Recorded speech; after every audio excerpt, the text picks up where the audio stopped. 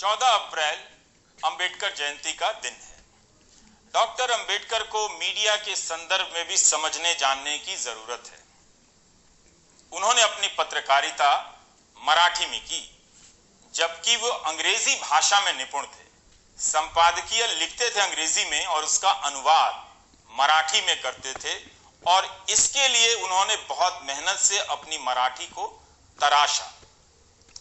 31 जनवरी 1920 को उन्होंने मूक नायक अखबार की स्थापना की। इसके बाद जनता और बहिष्कृत भारत 2 अखबार और निकाले।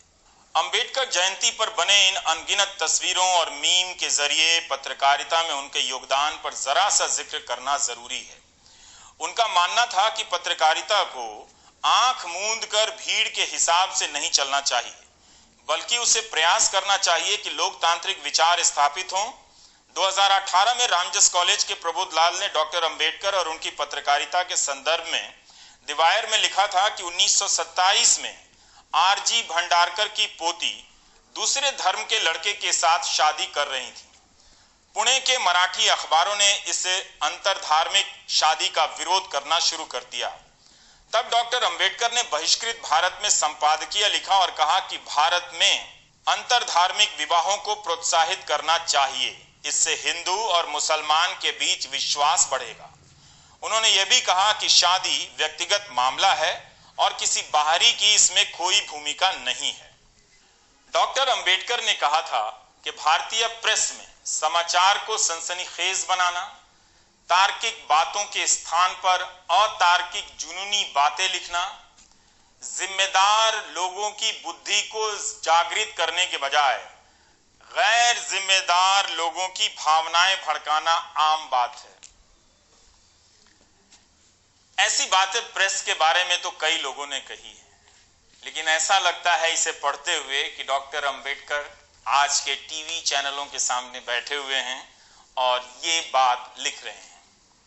उन्हीं से संबंधित एक और खबर है कि प्रोफेसर आनंद तेलतुंबड़े ने एनआईए की अदालत में आत्मसमर्पण कर दिया।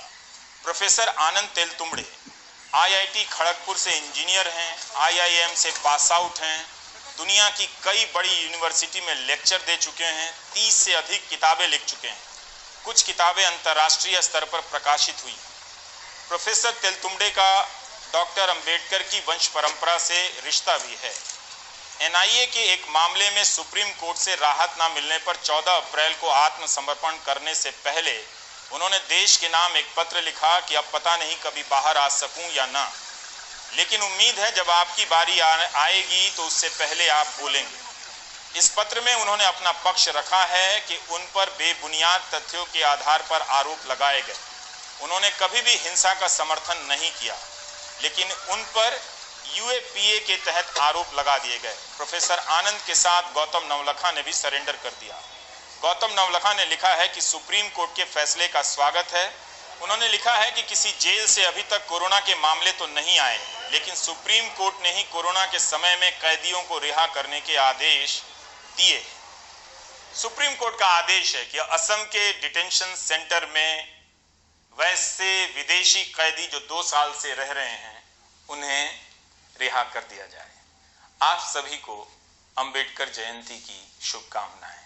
आप देख रहे थे प्राइम टाइम। नमस्कार।